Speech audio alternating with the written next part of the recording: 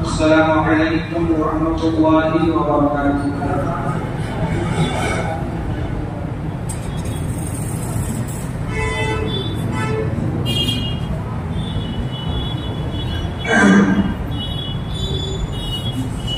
محترم عزیزوں،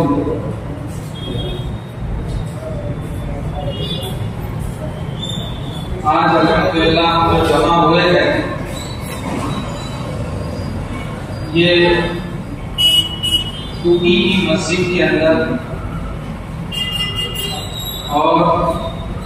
مکتب محی السنہ کے سرپرستوں کی میٹنگ سے مراد میٹنگ کا مقصد کیوں رکھا گیا ہے، اس عنوان سے چند باتیں آپ سے عرض کرنی ہے اور تفصیل کا انشاءاللہ ہمارے حضرت مولانا حافظ تفضل الرحمان صاحب عرض کریں گے۔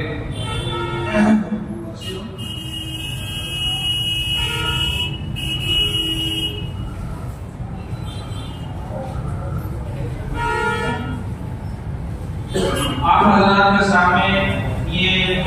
طلباء کے ذریعے سے ایک پرچی بھیجی گئی تھی جس میں مختصراً اس مکتب کا قیام، اس مکتب کی خصوصیات اور اس کے اندر اب تک کیا دیا گیا، کیا دیا جا رہا ہے، یہ ساری باتیں آپ حضرات کے پاس مختصراً پہنچی تھی، اور چونکہ جو طلباء کی تعداد ہے اس حساب سے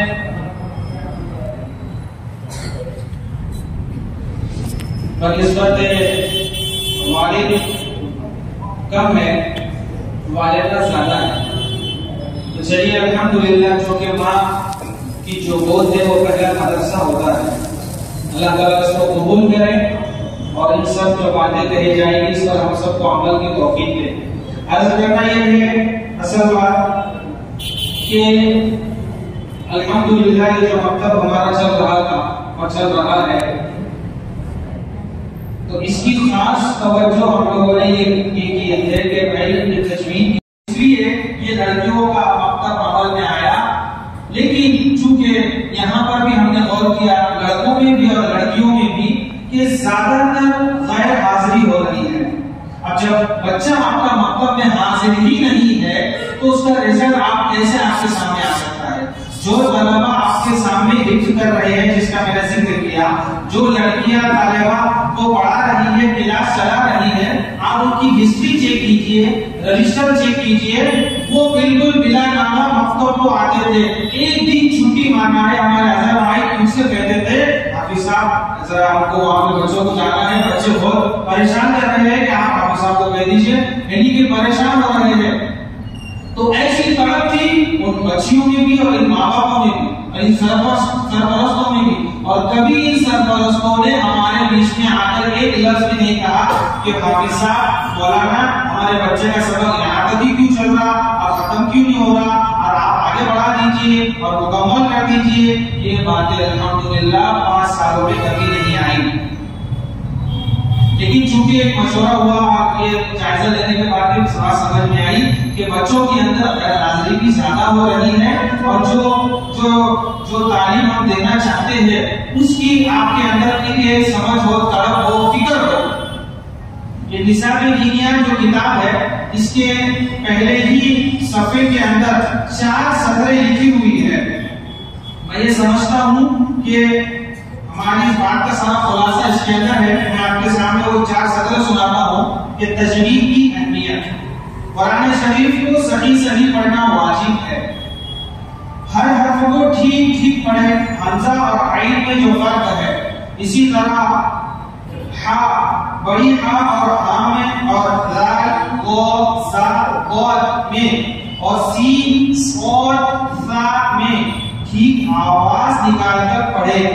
حرف کی جگہ دوسرا حرف نہ پڑھا جائے.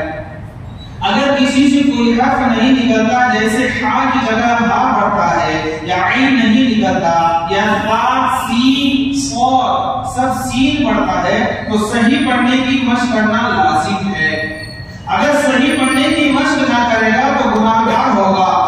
اور اس کی نماز صحیح نہ ہوگی. البتہ اگر محنت سے بھی درستی نہ ہو تو لاچاری ہے. یہ ہے تجوید کی اہمیت. تو یہی چیز ان 5 سالوں کے اندر الحمدللہ حافظ اسماعیل صاحب کی کوششوں سے طلب سے فکر سے یہ چل رہی تھی اور چل رہی ہے. اللہ کا فضل سے چلا ہے. اور اس مطلب کا نام چونکہ محیط سننا رکھا گیا اسی لیے رکھا گیا کہ پڑھنے پڑھانے والوں دونوں کے اندر سنتوں کا اہتمام ہو. تو 2 باتیں اس مطلب کی اہمیت والی ہے کہ ایک تجوید پر زور دیا جاتا ہے, دوسرا سنتوں پر زور دیا جاتا ہے.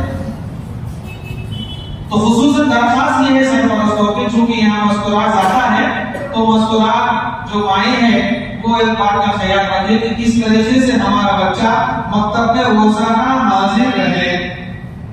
اور حاضر کیسے رہے؟ ڈسپلن کے ساتھ رہے اور ہم روزانہ اس کا جائزہ لیں, چیک کریں. ابھی مجھے یہاں آنے سے پہلے ایک فون آیا اور بڑی عاجزی کے ساتھ وہ سرپرست نے مجھ سے کہا کہ حافظ صاحب 5 پارہ میں لگ رہا تھا کہ حافظ صاحب آپ ماشاءاللہ تو ان کا چل رہا ہے لیکن آپ کے حساب سے کچھ دعائیں وغیرہ اگر وہ نہیں سنا رہے ہو تو وہ بھی چیک کر لیا کیجیے چونکہ وہ بچے کا ٹیوشن کا ٹائم ہوتا ہے. تو یہ طریقہ کار ہوتا ہے. آپ جو ہے اگر کسی کو کوئی بات کہہ رہے ہو تو وہ اس کی جو نیت ہے اور اس کا جو ارادہ ہے وہ صاف ہو اور اس بات کے اندر عاجزی ہو. آپ ڈاکٹر کو یہ نہیں بولتے ڈاکٹر صاحب کیا ہے آپ کا ایک مہینے سے ٹریٹمنٹ چل رہا, آپ بولے بھی بولے دے رہے انجیکشن دے رہے اور پتہ نہیں کہ ہمارے ہزاروں روپے چلے گئے, سالوں برسوں سے آپ علاج کر رہے ہیں اور کبھی آپ نے ڈاکٹر صاحب سے یہ پوچھا کہ ڈاکٹر صاحب یہ گولی 500 روپے کی کیوں آتی,